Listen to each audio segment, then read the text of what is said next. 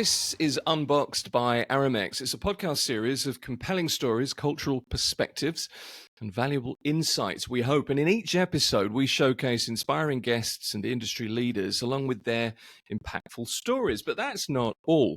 If you've ever wondered how extraordinary individuals achieve greatness, we're going to be asking each guest to share 3 of their most powerful and inspiring pieces of wisdom at some point. Today, David Brin is a Hugo-winning, best-selling science fiction author. He's a NASA consultant. He's a physicist. He's an inventor. He's perhaps best known for his best-selling novels, which include The Postman, which was filmed in 1997, starred Kevin Costner, as well as explorations of our near future in Earth and Existence, to name just a few. And he says his real job is to speculate entertainingly, not necessarily to be right. Let's see. Dr. David Brin, welcome to Unboxed. Well, thank you for the welcome, and thank you for gathering such a... with my powers, my secret powers, I can tell that the average intelligence and sagacity of your audience is way above the norm. I'm hopeful. Do you know, David, perhaps more than anyone in this series, I've found it particularly difficult to zero in on where to start with you. And what I was going to do was just to ask what made you become a writer. But then I read this, and if you'll allow me another quotation, David Brin is best known for shining light, plausibly and entertainingly, on technology, society, and countless challenges confronting our rambunctious civilization, which I think is a fantastic way to be described. How does that make you feel? Well, I mean, it's hard to live up to, but I arrogate that I can try to be interesting about the big perspectives. Science fiction is one way to do that. I just finished 12 years as one of the top advisors for NASA's Innovative and Advanced Concepts program. That's called NIAC, NIAC. It's the part of NASA that does the, shall we say, the most speculative and interesting and unusual projects, most science fictional, and the least ready for prime time. But when I was studying to be a scientist at Caltech and at UCSD, I thought that I would be a laborer in the vineyards of science, and certainly not one of the top ones because I knew many of them back at Caltech, and that I would pursue an art, as often is the case with scientists, on the side. All my life I've been privileged to know people like Freeman Dyson, Roger Penrose. I even knew Richard Feynman. And all of them had artistic sidelines, often done professionally. So I figured I would do my art, which is writing plausible or entertaining notions about the future. Here over my head is the Jim Burns painting for the cover of my first novel, Sundiver. Yeah. Which is a murder mystery set on the sun. You know, the murder victim is dumped into the sun, which makes CSI a little hard, crime scene investigation. But I'm rambling a little bit because I thought I'd be doing my art on the side. But my second novel about dolphins in space and all of that, it won all the awards, got bestseller lists and all that sort of thing. And Civilization basically told me, no, the thing you're really good at and that we'll pay you more for is your art. You are free to do some science on the side. And so that's been my life ever since. Who am I to argue with civilization? So sometimes that's just the way it goes, I guess. So writer really is your main occupation now. But where did the interest, where was the spark for the science fiction? Oh, well, it's very interesting. Science fiction is not fundamentally based upon science. It's poorly named. Only 10% of science fiction authors, roughly 10%, are scientifically trained as I am. And a lot of science fiction authors, even those who were English majors in school, a lot of them do include science. And about half of my novels include a fair amount of science. This one right over my head, here, for instance, here is called Earth. It's about our beautiful planet set in the near future.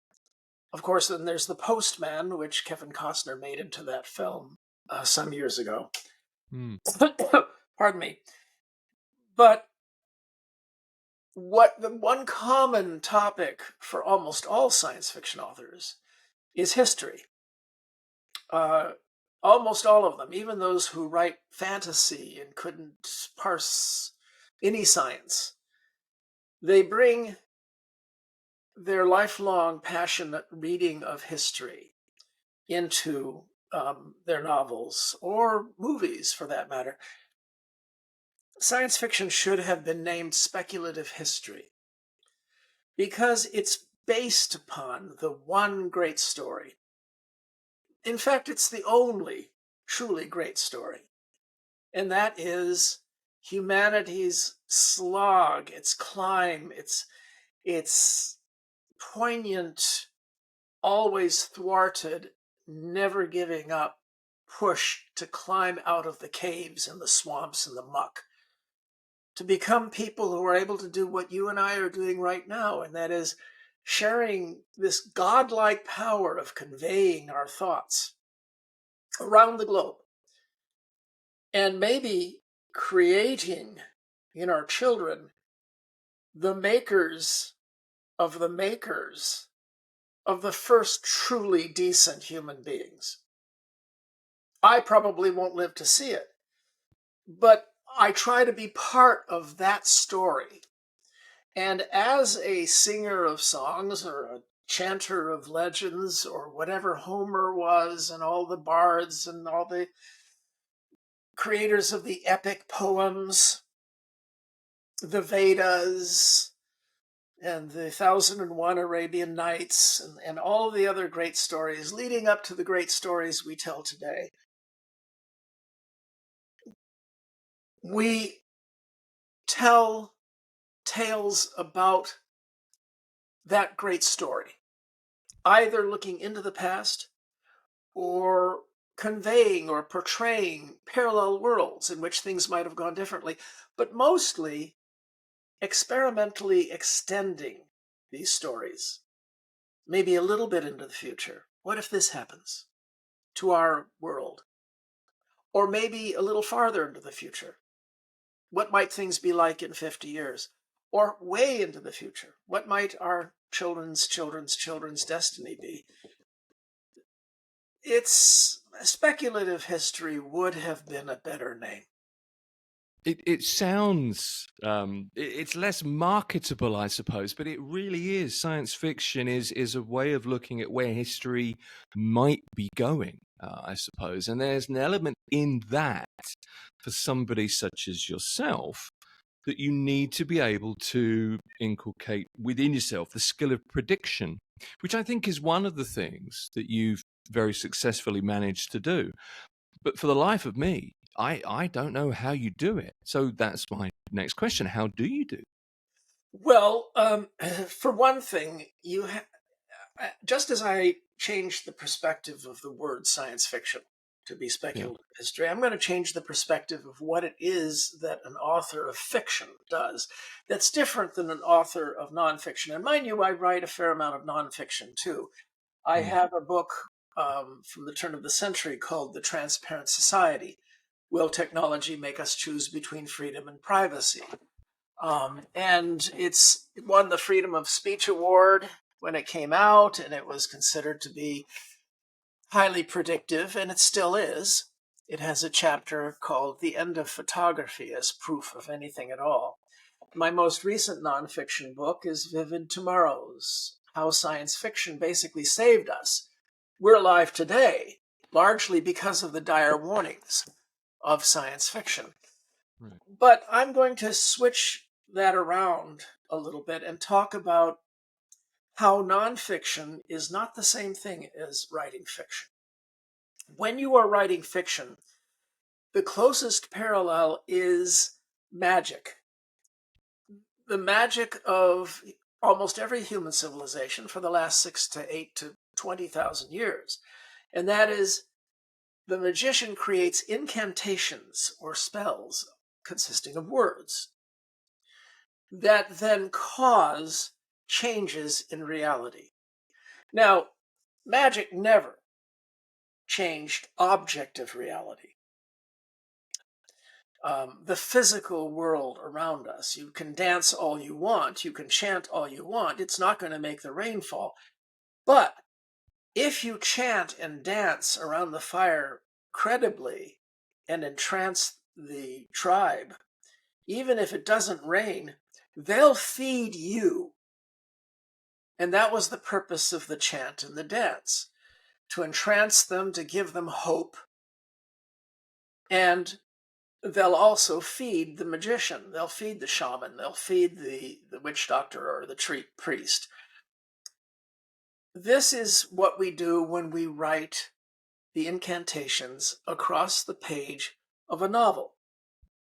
We are creating chains of little black squiggles, and our civilization has trained 90% of the adults to be able to scan those chains of black squiggles called letters and turn them into information.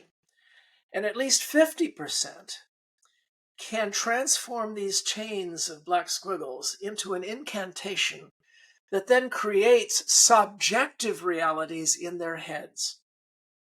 Star-spanning explosions, deep human insights, kissy, dragons, fight scenes, heart-pounding danger, tension, suspense. The magician creates with their incantations a new reality. Only my generation of these incantation magicians, we're honest about it. We're not going to change the physical world. You bought our book, or if you're a movie producer, you bought my movie, and I am going to tunnel another world into existence inside your skull. Now, the art of creating these incantations is subtle. And I nurture a fair number of young authors because it's my turn to pay it forward. So I am mentoring a fair number of young authors to develop their craft and their skills at doing these incantations. And a lot of the skills are hard to learn. Even though you've read wonderful novels and had that novel create new realities in your head before, reading the incantation is not the same thing as making one.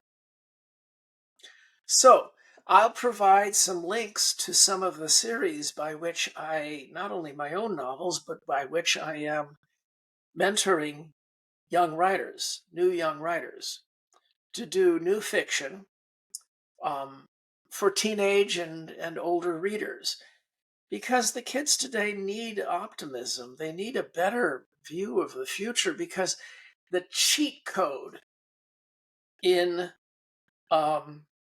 sci-fi and fantasy is to make things as horrible as possible, is to show a post-apocalyptic, dire world in which the hero or heroine and just a couple of friends have some enemy El Presidente or Skynet computer or somebody, dripping blood out of their corners of their mouths. And Arrow Girl can go and have a great adventure toppling the entire state. Well, I think these things are eroding the morale of young people. And I think it's possible to offer them adventures that are just as good in a future that offers some hope. It's interesting that you use that phrase, offering optimism, offering hope, because I wanted to ask you, I wonder about the genre of science fiction generally, particularly in relation to your own novels and your own stories. But I feel as though science fiction has changed. It used to be, when I was a kid, it was full of wonder. It was full of discovery. I don't know. Flash Gordon comes to mind. Star Trek comes to mind. It was almost always there was some hope, there was some optimism, and I kind of agree with you. It does these days seem as though it's more dystopian. It's gloomy. It's even fearful more often than not. And I wonder why.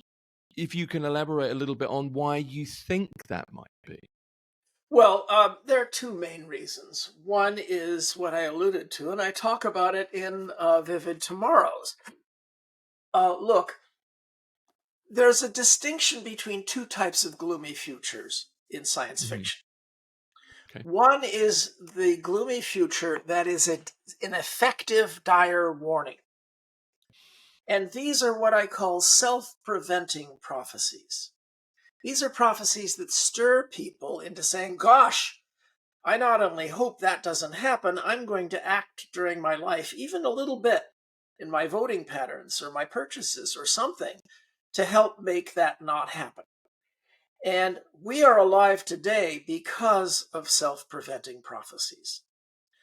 There were many, many military officers who, when the movies about World War III came out, and I'm talking a great many of them, like On the Beach, Failsafe, the greatest movie ever made, Dr. Strangelove, Testament, there's so many about ways in which a nuclear war might happen and kill all our hopes.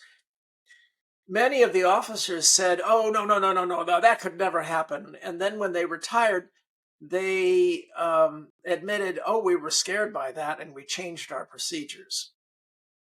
And so we might exist today because of these self-preventing prophecies. There are others, like the China Syndrome, for example, movie that Right. caused greater care in the West toward nuclear power. All the virus movies, which helped during COVID and helped to prepare us. And I have some virus stories myself and I'm sure you'll link to it, The Best of David Brin. It's a recent novel. I mean, a recent collection. Um, Others would include, like Soylent Green, warning in the 1970s about global warming Yeah. and climate change and what we Yeah. could do to our Earth. And the granddaddy of all self-preventing prophecies, George Orwell's 1984, which inspired a lot of questioning authority memes in both the left and the right. The Yes. biggest difference in normal times between the left and the right politically is which direction they think is trying to conspire to become Big Brother. A person on the conservative side tends to suspect that it's snooty academics and faceless government bureaucrats. A person on the left tends to assume that Big Brother is congealing and forming among aristocrats and faceless corporations. To which the answer is, well, duh. You know, abusers will manifest anywhere they think they might succeed. In normal politics, we guard each other's backs. Or you keep your eye on the aristocrats. I'm going to keep my eye on the snooty intellectuals. And that is why the true aim of the world oligarchic putsch has been to destroy this synergy in politics and to cause us instead to be at war, political war. But that's an aside from my main point, which is that we have had this tradition of effective self-preventing prophecies. So what does that do to my complaint about dystopias? Well, it's simple. The effective self-preventing prophecy goes after a failure mode and strips it naked and exposes it. Unfortunately, a vast majority of today's dystopias come about for a completely different reason, and that is the author or the movie director's laziness. Because if you create a situation that's relatively hopeless, it's really easy to get your hero into pulse-pounding jeopardy for 90 minutes of film or 400 pages of a novel. And you can tell the difference by two assumptions. One, no government institution can ever function, and your neighbors are all sheep. If your neighbors are all useless, bleating sheep, then it is a cheat dystopia. But if you show your neighbors trying and failing because of some bad thing that you're warning about, then maybe it's going to be a self-preventing prophecy. So these are two types of dark futures that you'll see in especially science fiction. And the one is helpful, and the other is destroying our morale. And the one happens because there's a real warning, and the other happens because the author and the director are lazy bums who can't put their hero in jeopardy without assuming that everything is crap. Well, let me ask you then, in terms of science fiction movies that you think stack up or stand up in and of themselves. Interstellar comes to mind immediately for me. I don't know, the Alien series. 2001 are the immediate movies that jump into my mind. What stands out for you in science fiction? The classic science fiction that we all look to. Am I on the right path or am I way off? Well, I think so. I mean, the point is whether or not it's a good or memorable movie is partly dependent upon what I just described, but it's partly dependent upon whether or not the director is a great storyteller.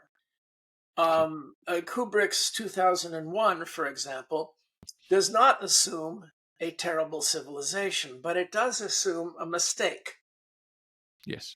Um, Alien, for example, is isolated in a haunted house, basically, that people can't leave.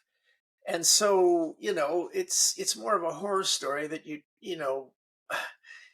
it's not necessarily warning about anything, although when you find out, who's about the cyborg, about the android, you realize that there are nefarious forces at work. And that's fine, you can warn about that. But a lot of science fiction films, whether they fall into the dire warning or the cheat or even the optimistic ones, like some of mine, they nevertheless have an element of a mistake has been made, and that's fine.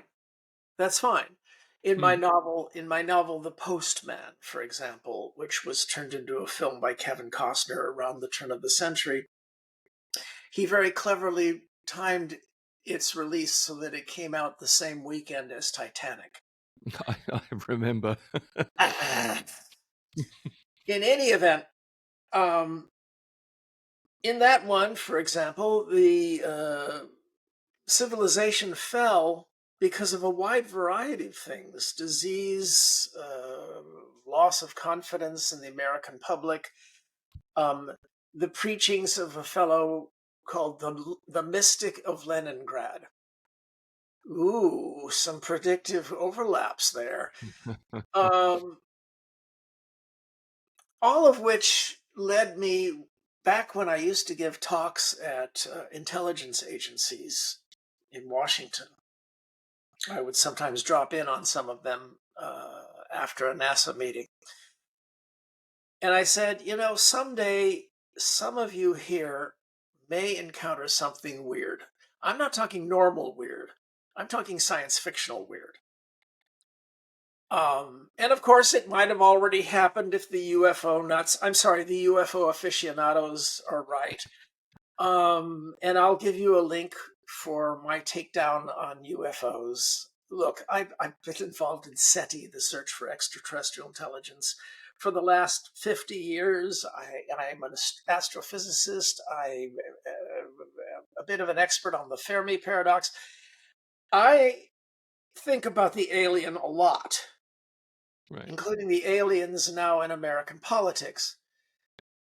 And, you know, these UFO crazes have happened twice per decade since I was 10 years old, and I'm tired of them because they're always the same. Ugh. But in any They- event, the point is that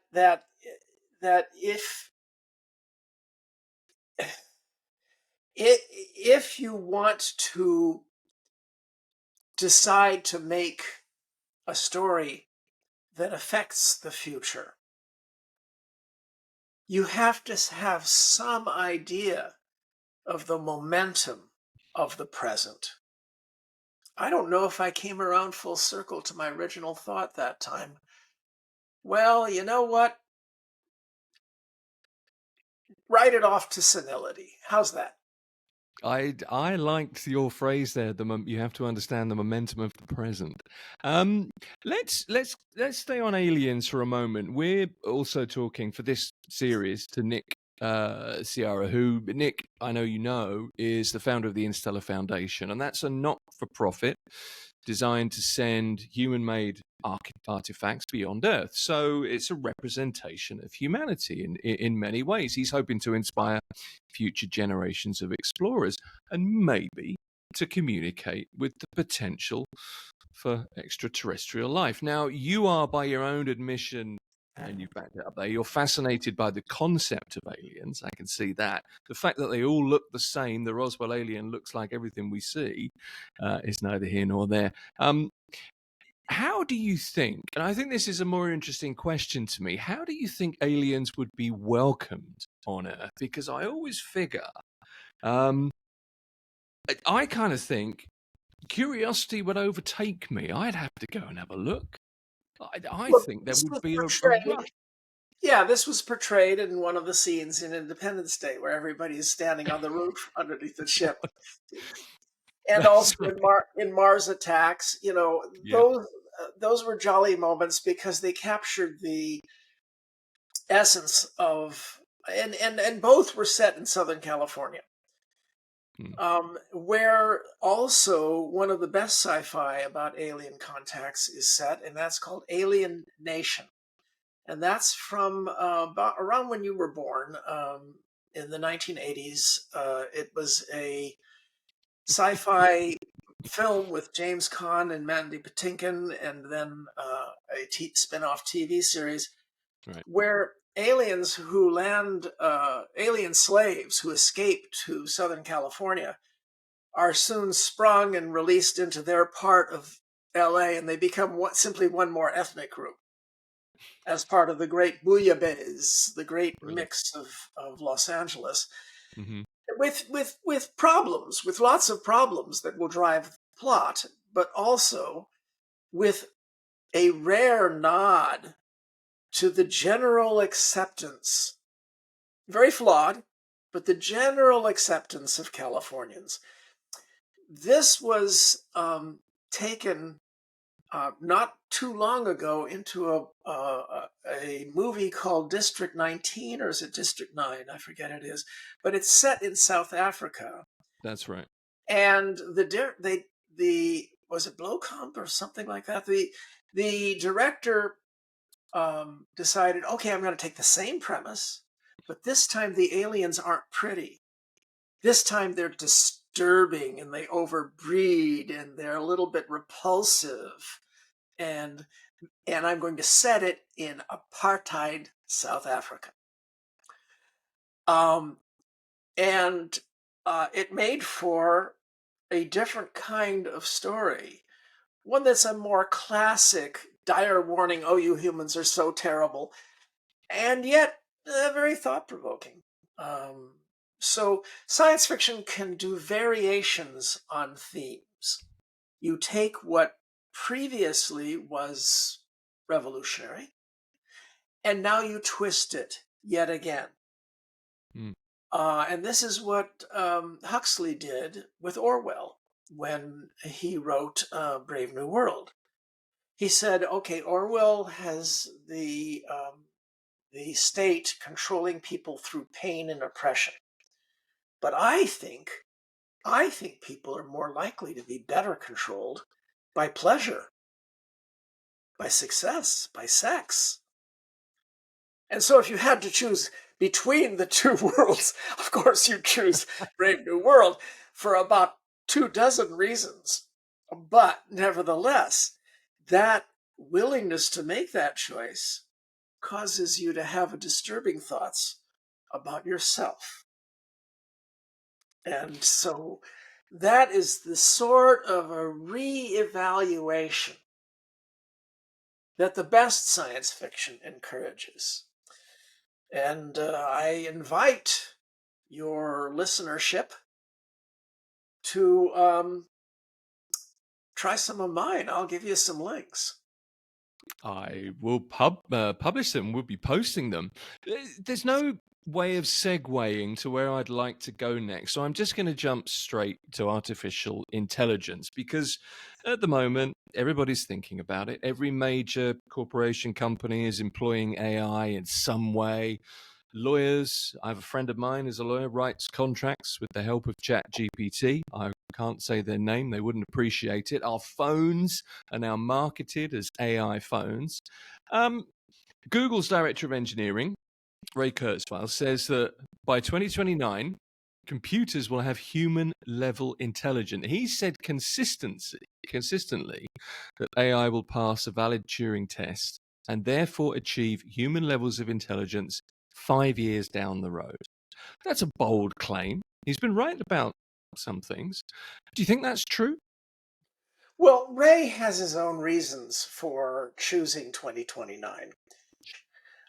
He's used Moore's law, for example, saying that the slope of Moore's law is going to cross the number of neurons in the human brain, and that'll make them self-aware. Well, it did that 5 years ago. Past the number of synapses in the human brain. Well, it's happening right now, within the last year.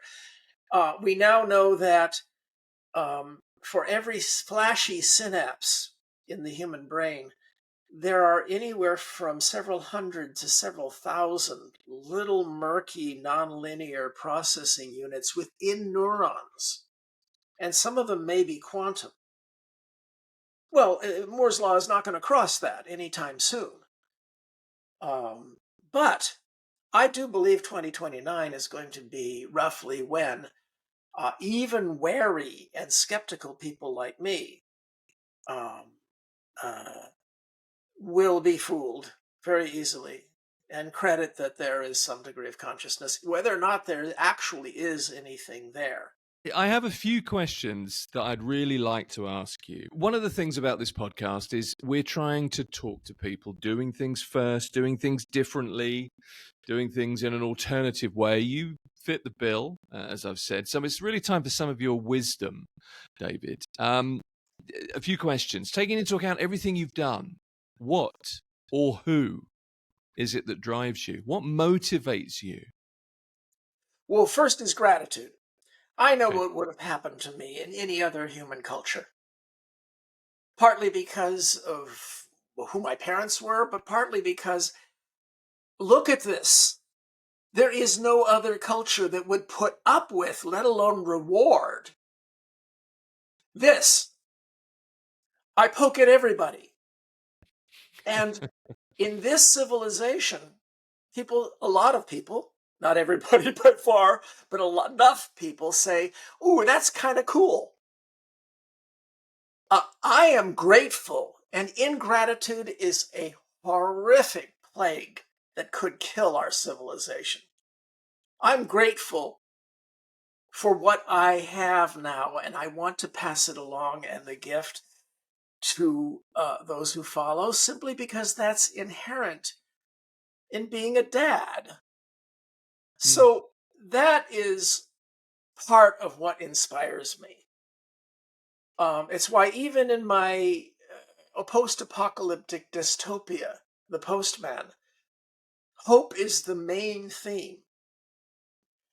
But it's not just gratitude that's involved.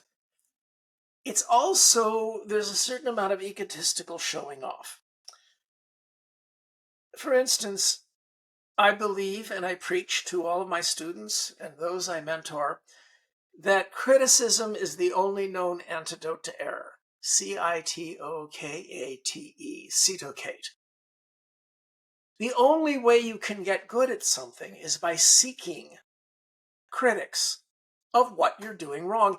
And you're not the best judge.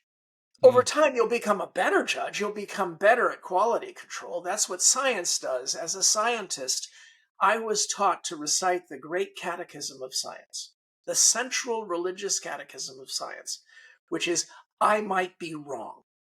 Yes. And here are all the tools we've developed for pre-inspecting my work, theoretical or laboratory in science, to catch most of my errors, and I won't catch them all. I can't catch them all because I'm a human and therefore delusional.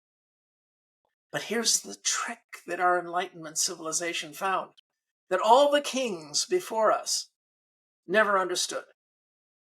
And that is, even if I'm powerful and delusional about just some things, not everybody shares the same delusions.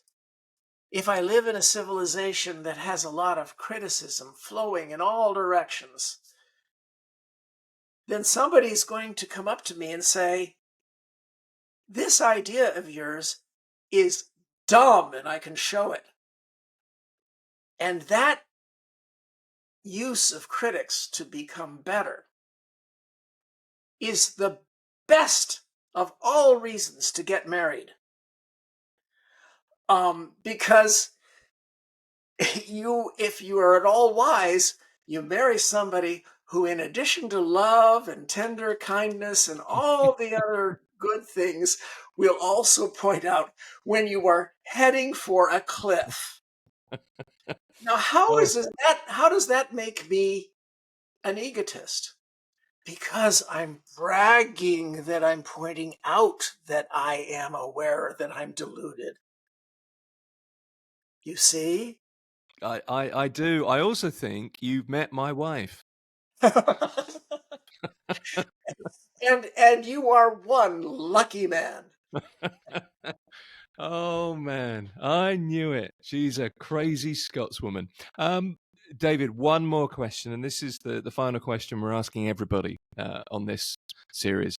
And I think you were sent this. I wonder if gratitude might be the answer, or an extension of gratitude might be the answer. What would you most like to see happen or change or affect most in the world? What would you like most to unbox? And why would you like to unbox it? Well, first off, I'd like to get some spaceships out there and destroy the alien stupid ray that's been shining on us for a couple of decades. Because this is not where we were at the turn of the century.